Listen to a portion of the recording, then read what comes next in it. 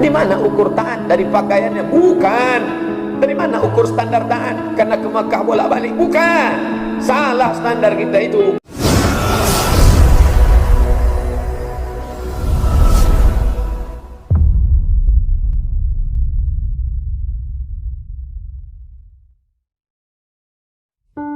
Asbahna ala fitratil Islam wa kalimatil ikhlas.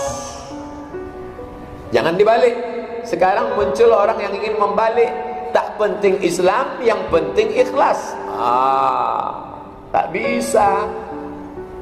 Pagar besarnya adalah Islam. Setelah Islam baru ikhlas. Apa maknanya? Orang ikhlas kalau di luar Islam tak diterima. Orang Islam yang tidak ikhlas tak diterima Allah. Orang ikhlas tidak Islam, maka keikhlasannya tertolak. Karena salah satu bentuk keikhlasan kemurnian hanyalah karena Allah subhanahu wa ta'ala. Wa ma umiru illa liya'budullah. Tidaklah mereka diperintahkan melainkan menyembah Allah mukhlisin. Nama sifatnya ikhlas, nama orangnya mukhlis. Nama sifatnya Islam, nama orangnya muslim. Nama sifatnya iman, nama orangnya mukmin. Maka kita katakan asbahna ala fitratil Islam wa kalimatil ikhlas. Tapi sekarang banyak orang logika-logika gila merusak keikhlasan. Dibaliknya ikhlasnya. Kamu kenapa tak ke masjid? Takut saya rusak keikhlasan saya, maka saya sholat di kamar aja. Kenapa bapak tak berkurban tahun ini? Saya kalau berkurban takut saya rusak Pak Ustaz. Nanti nama saya ditempel di dinding masjid. Jadi itulah maka saya tak berkurban-kurban. Ini logika gila. Sekarang ini otak manusia ini dirusak oleh logika-logika gila. Logika siapa yang ini? Logika jahiliyah. Maka kalau Allah suruh, Nabi suruh, buat. Jadi bagaimana kalau dalam hati saya ada rasa ria, ada rasa dilawan? Lawan. Datang ke masjid, lawan perasaan itu, banyak-banyak beristighfar, banyak-banyak mohon kepada Allah. Ya muqallibal qulub, wahai engkau yang membolak-balikkan hati, sabbit qalbi, kokohkan hatiku ala dinik, dalam agamamu, wa ala ta'atik, dalam ketaatan kepadamu ya Allah. Oleh sebab itu kata Imam Fudail Ibnu Iyad yang dikutip oleh Al-Imam Abu Hamid Al-Ghazali, meninggal tahun 505, dalam kitab Ihya Ulumuddin, apa kata beliau? Tarkul amali li ajlin nas riya, wal amal li ajlihim syirk. Tarkul amali, tidak jadi beramal. Tak jadi beramal gara-gara takut dipuji orang, gara-gara takut disanjung orang, gara-gara takut dimuliakan orang. Tak jadi beramal, riya. Kenapa bapak tak jadi ikut pengajian kemarin? Takut saya riya. Itulah riya. Wal amal li ajlihim syirk. Kalau beramal karena orang, syirik. Maka kita beramal bukan karena orang, bukan karena guru, tapi wa kalimatil ikhlas, hanya karena Allah subhanahu wa ta'ala. Al-ma'ul khalis, al-ma' air, khalasa, khalis, air yang murni, tak bercampur dengan apapun, tak bercampur dengan teh, tak bercampur dengan kopi, tak bercampur dengan susu, tak bercampur dengan soda. Air yang murni, al-ma'ul khalis. Sebagaimana murninya air itu, tak ada campurannya dengan apapun, begitulah murninya hati kita. Ditanamkan pada waktu pagi, asbahna la fitratil Islam wa kalimatil ikhlas. Tanamkan dalam hati ya Allah, wa kalimatil ikhlas, karena ikhlas. Man talabal ilma mimma yubtagha bihi wajh Allah. Siapa yang mencari ilmu yang semestinya untuk mencari ridha Allah, tahu-tahu dia mencari ilmu untuk liujari bihil ulama wa liumari bihil sufaha. Dia mencari ilmu karena untuk mendebat ulama, dan hanya untuk menyombongkan diri pada orang-orang yang jahil, dan hanya untuk mencari irdam minat dunia, mencari dunia. Lam yajid irfal jannah, tak mencium bau surga. Jangankan masuk surga, mencium bau surga pun tidak. Wa kalimatil ikhlas. Ustaz lebih lagi. Ustaz ceramah karena ingin dipuji, ustaz ceramah karena ingin update status. Ustaz ceramah karena ingin dunia, ustaz ceramah karena ingin dekat penguasa. Oh, setiap subuh ditanamkan, asbahna ala fitratil Islam wa kalimatil ikhlas. Murnikan itu semua karena Allah SWT. Tetap juga datang bisikan, Pak Ustaz, sudah saya lawan, sudah saya pejam, tetap juga datang bisikan. Maka bisikan itu akan terus ada. Sampai kapan? La ughwiyannahum, aku akan bisik-bisik terus ke dalam hati mereka. Sampai kapan? Madamat arwahuhum fi ajsadihim, selama ruh masih ada dalam jasad. Ini jasad, ini ruh. Ada ruh di dalam jasad, ada ruh bersemayam dalam jasad, maka bisik-bisik itu akan terus ada di dalam. Oh, jadi kalau masih ada berbisik, kau yang paling hebat, kau yang paling mantap, kau yang ini, berarti kita masih hidup. Saya ini udah tak ada bisikan lagi, Pak Ustaz, mati udah. Lawan, kita disuruh melawan. Asal datang dia, a'udzubillahi samil alim minasyaitonir rajim, a'udzu bikalimatillahi tammati min kulli syaitonin wa hammati wa min kulli ainin lammah. Kalau dia dalam tidur datang berbisik-bisik, dihembuskan ke sebelah kiri dengan sedikit nafas, artinya nafatan, ada sedikit tiupan sebelah kiri. Bahkan kata Nabi, kalau manusia mau muji-muji kamu, melampau terlalu tinggi, fahsu ala wujuhimut turab, lemparkan debu ke wajah mereka. Puji-pujinya, ambil debu. Ini cocok itu. Apa maknanya? Kita memurnikan, mengikhlaskan hanya kepada Engkau saja ya Allah. Asbahna ala fitratil Islam wa kalimatil ikhlas wa ala dini nabiyyina Muhammadin sallallahu alaihi wasallam. Pagi ini ya Allah, kami berada dalam fitrah Islam, berada dalam kalimat ikhlas murni, tak bercampur dengan yang lain, hanya Engkau saja. Wa ala dini nabiyina Muhammadin, dan kami berada dalam din Muhammad. Apa itu din? Din selalu diartikan agama. Din, agama. Betul, tak salah din diterjemahkan agama. Tapi banyak orang tak paham makna din. Din adalah al-inqiyadu wa ta'atu, tunduk dan patuh. Jadikan aku hari ini ya Allah tunduk dan patuh seperti tunduk dan patuhnya Muhammad sallallahu alaihi wasallam. Orang yang rajin mengaji tapi malas beribadah, memilah-milih, memenggal-menggal kalimat kata, melawan, maka dia bukan din Muhammad sallallahu alaihi wasallam. Al-inqiyad, tunduk, wa ta'ah, patuh. Sami'na wa ata'na, kami dengar, kami patuh. Kalau engkau berhadas besar, sesejuk apapun hari, mandi. Sami'na wa ata'na. Kalau sudah sampai tergelincir matahari, sesibuk apapun engkau, sedang membuat laporan, sedang menemukan waktu yang mood untuk menulis, engkau sedang apapun, hayya 'alas shalah, al-inqiyad, patuh. Walaupun engkau pejabat, walaupun engkau orang kaya, walaupun engkau penguasa, tapi kalau kau sudah sampai di tanah suci, lepas baju kebesaranmu, tanggalkan jas dan dasimu, pakai pakaian kematian, sehelai di atas, sehelai ke bawah, dan tidak berjahit. Inqiyad, patuh, wa ta'at. Ini semua agama. Banyak sekarang orang beragama palsu, agama aksesoris, agama seremonial, salat aktif, pengajian rajin, tapi melawan. Makin banyak dihafal ayat-ayat, makin banyak dikuasai hadis-hadis, makin mengerti pendapat Hanafi, Maliki, Syafi'i, Hambali, Hanafi, Maliki, laga sini, hanya untuk memperturutkan hawa nafsu. Na'udzubillah. Spirit, substansi, inti daripada makna agama dalam Islam adalah al-inqiyad, patuh, wa ta'ah, tunduk dan patuh kepada syariat Muhammad sallallahu alaihi wasallam. Bapak kenapa tidak berzakat? Saya tahu zakat itu Pak Ustaz. Zakat menurut etimologi, zakat menurut terminologi, nisab zakat, awal zakat, zakat menurut Hanafi, zakat menurut Maliki, zakat menurut Syafi'i, zakat menurut Hambali. Tapi inilah, mobil mewah saya belum lunas lagi. Bukan itu agama. Agama itu bukan berkilah, berkelit, tahu dalil, bukan. Al-inqiyad, tunduk, wa ta'ah, patuh. Makanya kalau banyak orang mengaji, makin banyak patuhnya. Itu religius orang itu Pak Ustaz. Bapak anu itu religius ya, taat itu beragama. Di mana ukur taat? Dari pakaiannya? Bukan. Dari mana ukur standar taat? Karena ke Makkah bolak-balik? Bukan. Salah standar kita itu. Lalu standar beragamanya apa?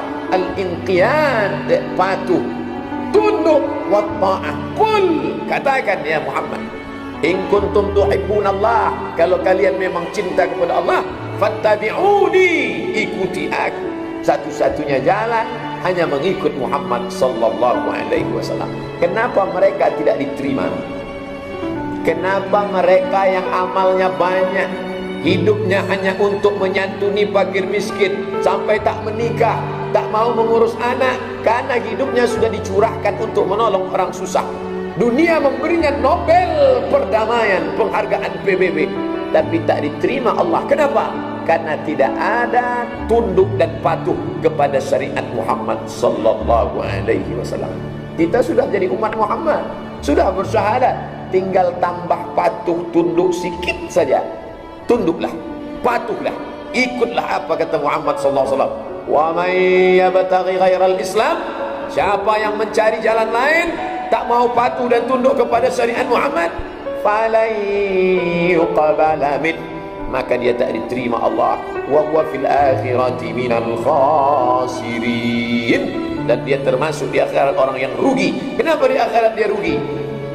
Panti jompo yang kau bangun tak akan dibalas, anak yatim yang kau sekolahkan kau tak dapat pahalanya, sumur bor yang kau bangun di atas bukit dengan danamu, uangmu, itu menjadi habaan mansura, debu yang ditiup angin. Letakkan debu di atas tapak tangan, tiup dengan angin yang kuat, kau tak mendapat apa sedikit pun. Kenapa? Karena satu-satunya jalan wa ala dini nabiyina Muhammad sallallahu alaihi wasallam. Maka sekencang apapun angin yang menerpa kepala anak-anak kita ini, kenapa saya katakan kepala anak-anak? Karena bapak ibunya saya husnuzon sudah kuat, bapak ibunya insya Allah. Tapi anak kita ini datang angin liberal, datang angin sekuler, datang angin kristenisasi, datang angin utaran, datang angin Mahabharata, datang angin animisme, datang angin ateis, dia tak akan goncang. Karena pagi tadi sudah dikuatkan fondasi. Asbahna ala fitratil Islam wa kalimatil ikhlas wa ala dini nabiyina Muhammadin sallallahu alaihi wasallam. Tapi jangan jadikan dia mantra, karena banyak juga orang yang baca surat ini karena sudah keterikatan, maka dia baca Islam bukan mantra. Islam bukan mengajarkan orang hanya mengucapkan di mulut tanpa tanamkan dalam hati. Asbahna ala fitratil Islam wa kalimatil ikhlas wa ala dini nabiyina Muhammadin sallallahu alaihi wasallam wa ala millati abina Ibrahim, dan kami berada dalam millah Ibrahim. Apa itu makna millah? At-tariqul mumallu lil masyi, jalan yang biasa dilewati untuk menapaki suatu jalan. Ini hutan belantara. Hutan belantara ini tak ada jalan. Datang datuk kita merintisnya dulu. Dia baru merintis, belum ada jalan. Datang ayah kita, dibuatnya jalan setapak. Datang kita buat semenisasi. Jalan itulah yang kita lewati, jalannya Ibrahim alaihissalam. Jangan ikut jalan yang lain. Lalu apa beda Ibrahim dengan Muhammad sallallahu alaihi wasallam? Sama. Ibrahim mengajarkan asyhadu an la ilaha illallah. Terjadi tarik menarik. Yang satu mengatakan Ibrahim itu Yahudi, yang Nasrani mengatakan Ibrahim itu Nasrani. Tarik menarik antara sesama mereka. Datang Allah membantah, maka Ibrahimu Yahudiyan. Ibrahim bukan Yahudi. Nasrani kan dia? Wala Nasraniyan. Dia bukan Nasrani. Lalu dia siapa?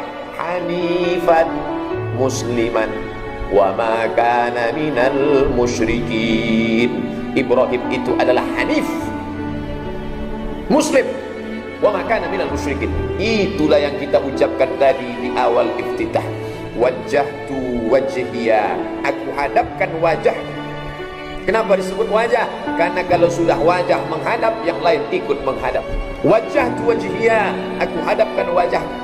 Bukan ke gubernur, bukan ke presiden, bukan ke wali kota. Kemana aku hadapkan wajahku?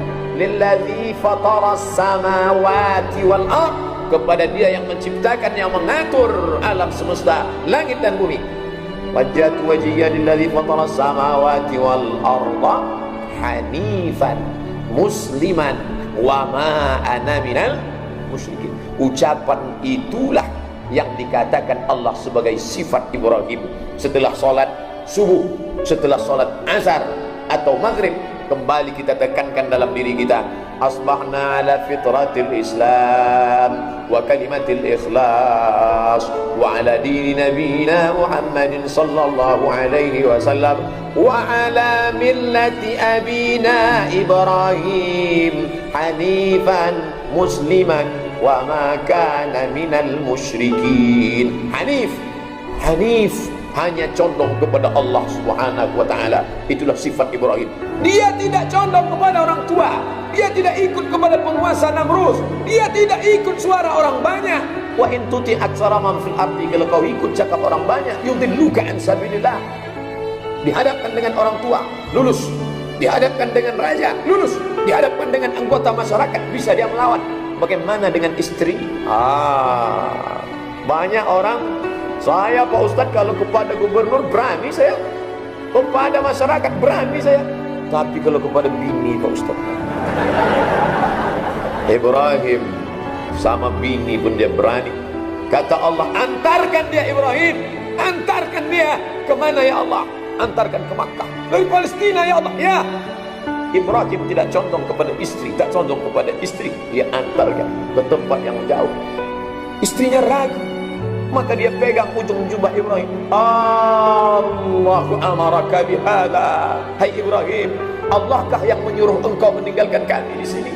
Allahu amaraka bihada, Allah yang menyuruh engkau meninggalkan kami di sini. Satu kata jawab Ibrahim pasti, na'am, ya, Allah yang menyuruh. Apa kata Hajar? Dilepaskannya ujung jubah Ibrahim. Idzan la yudhi'ana abadan. Kalau memang Allah yang menyuruh, maka dia tak akan menyia-nyiakan kami di sini. Pergilah Ibrahim. Yang pergi yang mencari rezeki. Kau pencari Ibrahim, belum tentu dapat. Pergilah. Yang bersama kami di sini adalah pemberi rezeki. Ya Wahhab, wahai yang memberi rezeki. Ya Razzaq, engkau pergi Ibrahim tak masalah, asalkan dia tetap bersama kami di sini. Begitulah hendaknya ucapan ibu ketika bapak mau keluar kota. Adinda, izinkan aku ke Jakarta selama 2 minggu. Pegang ujung kerah bajunya. Allahu amaraka bihada, Allahkah yang menyuruh engkau melakukan ini? Iya. Idzan la yudhi'ana abadan. Pergilah, kau hanya pencari rezeki, ada dia bersama kami. Tapi kalau kau macam-macam nanti, tengoklah. Begitulah, dia tidak condong kepada istri, anak. Istri bisa dilawannya. Tapi ada orang, saya Pak Ustaz, kalau sudah menengok anak mengeluh minta apa, tak tahan saya Pak Ustaz. Ibrahim pun mampu melawan itu. Anak kandung, anak Ibrahim tak sama dengan anak kita. Ibrahim itu baru punya anak berapa? 86 tahun umur. Ingat, 86. Ingat, 86. Jangan keluar dari sini bro, jadi 68. 86 tahun, angka besarnya dulu, 86. Begitu kata Imam Abdul Fida Ismail Ibnu Katsir dalam tafsir Al-Quranil Azim. 86 tahun umurnya baru lahir Ismail alaihissalam. Ditunggu lama, Rabbi habli minas salihin. Tapi begitu Allah katakan, dia lewat mimpi, ya bunayya, wahai anakku, inni ara fil manam, aku lihat dalam mimpiku, anni azbahuka, aku menyembelih lehermu, fanzur madza tara, apa pendapatmu wahai anakku? Apa maknanya? Ibrahim hanif, dia tak condong kepada manusia, dia tak condong kepada kampung, dia tak condong kepada penduduk negeri, dia tak condong kepada istri, dia tak condong kepada anak, dia hanya condong kepada hanifan musliman. Dia hanya berserah diri kepada Allah Subhanahu wa taala. Wa ma kana minal musyrikin, dan dia tidak mempersekutukan Allah. itu yang kita ikut. Tapi syariat Ibrahim ini disempurnakan dengan syariat Muhammad sallallahu alaihi wasallam. Maka batil orang yang mengatakan mari kembali kepada agama Abraham. Silakan yang mau mengikut syariat Musa, silakan yang mau mengikut syariat Isa, silakan yang mau ikut syariat Muhammad. Semuanya benar, semuanya samawi. Mari kembali kepada Abraham. Ini kalimatul haq urida bi al-batil. Batil ini tak betul. Kenapa? Karena semua syariat sebelum Muhammad sallallahu alaihi wasallam termansuh, hapus dengan datangnya Muhammad sallallahu alaihi wasallam. Jadi kadang-kadang cerita ini dipelintir. Awalnya betul, Ibrahim adalah nabi, ujung-ujungnya. Nah, kesimpulannya Bapak Ibu, mari kita kembali kepada agama Abraham. Masalah Islam, oh tak bisa. Nabi ajak Raja Persia, aslam. Hai Raja Persia Kisra, wajib kau masuk Islam. Nabi kirim surat ke Kisra, Nabi kirim surat ke Raja Mesir, Mukaukis, masuk Islam ente, aslim taslam. Kalau kau masuk Islam kau akan selamat. Nabi kirim surat ke Raja Romawi, Heraklius, aslim taslam, masuk Islam kau akan selamat. Orang-orang yang mengatakan di luar Islam ada keselamatan, tidak. Seandainya ada keselamatan, kenapa Nabi terus berbisik ke telinga Abu Talib? Adakah Abu Talib tidak baik? Dia baik. Nabi berbisik, bersyahadatlah paman, bersyahadatlah. Artinya apa? Satu-satunya jalan adalah jalan Muhammad sallallahu alaihi wasallam. Asbahna ala fitratil Islam wa kalimatil ikhlas wa ala dini nabiyina Muhammadin sallallahu alaihi wasallam wa ala millati abina Ibrahim hanifan musliman wa ma kana minal musyrikin. Shadaqa Rasulullah sallallahu alaihi wasallam. Itulah kaji kita subuh ini, mudah-mudahan ada manfaatnya. Terima kasih segala perhatian Bapak Ibu. Mohon maaf atas semua kesilapan. Assalamualaikum warahmatullahi wabarakatuh.